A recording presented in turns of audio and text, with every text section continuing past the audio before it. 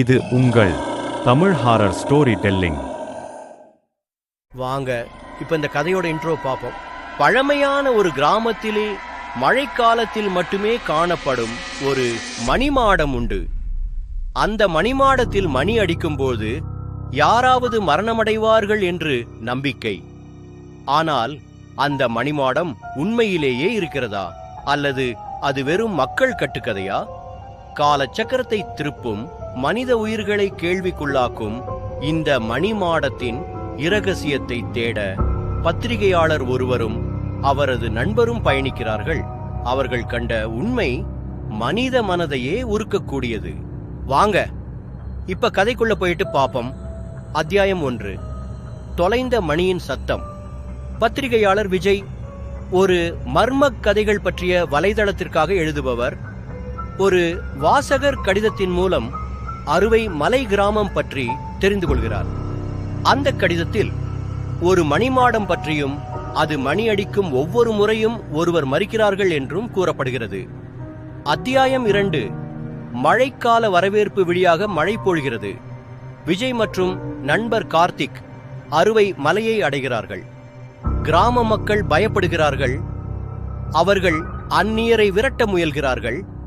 ஆனால் ஒரு பெரியவர் ராகவன் ஐயா அவர்களுக்கு உதவ முன்வருகிறார். அத்தியாயம் 3. மணிமாடத்தின் தொலைநோக்கு. ராத்திரி நேரத்தில் அவர்கள் மணிமாடத்தை பார்ப்பதற்கு செல்வார்கள். அது சாதாரணமாகவே தெரிகிறது. ஆனால் அருகே சென்றபோது நிலம் குலுங்கும் போலவும் காற்று வலுவாக வீசும் போலவும் தோன்றும். விஜய் மணியை கிழிக்கிறார். அடுத்த நாளன்று ஒரு இளைஞன் மரித்ததாக கிராமத்தில் பரவுகிறது. அத்தியாயம் 4. பழமொழி சொல்வது உண்மையா? ராகவன் ஐயா பழைய சட்டைகளில் சுருண்ட தொல்லியல் புத்தகங்களை காட்டுகிறார். அதில் 1872ஆம் ஆண்டு சித்திரத்தில் அந்த மணிமாடம் இருக்கிறது. ஆனால் தற்போது இருக்கும் மணிமாடம் அதைவிட வித்தியாசமானது. அத்தியாயம் 5. மறைந்த ராஜவம்சம். கிராம வரலாற்றில் அந்த மணிமாடம் ஒரு பழைய ராஜாவின் கட்டிடமாகும். அந்த ராஜா தன்னுடைய உயிரை மணியில் பூட்டிவிட்டதாக ஒரு பழைய சாசனம் கூறுகிறது. அந்த மணி ஒலி அந்த ஆவியின் சதி. அத்தியாயம் 6. இரத்தச் சுழற்சி. விஜய் மற்றும் கார்த்திக் மணிமாடத்தின் கீழே இருக்கக்கூடிய குழிக்குள் சிக்கிக் கொள்கிறார்கள். அங்கு பழைய மனித எலும்புகள், எழுதப்பட்ட இரத்தச் சுவரொட்டிகள் மற்றும் ஒவ்வொரு மணி ஒலிக்குமான சாவுகளை பதிவு செய்திருக்கும் ஒரு புத்தகம் கண்டுபிடிக்கிறார்கள். அத்தியாயம் 7. சாவுக்கான சாவி. ஒரு குறிப்பிட்ட நபரின் உயிர் மட்டுமே அந்த மணியால் ஒலிக்க வைக்க முடியும். அதாவது அது ஒரு அரிய இரத்தம் கொண்டவரால் மட்டுமே இயக்கப்படக்கூடியது. கார்த்திக் தான் அந்த இரத்தம் கொண்டவராக தெரிய வருகிறது. அத்தியாயம் 8. உயிரோடு மண்டபம். மணிமாடம் ஒரு உயிருள்ள கட்டடமாகவே இயங்குகிறது.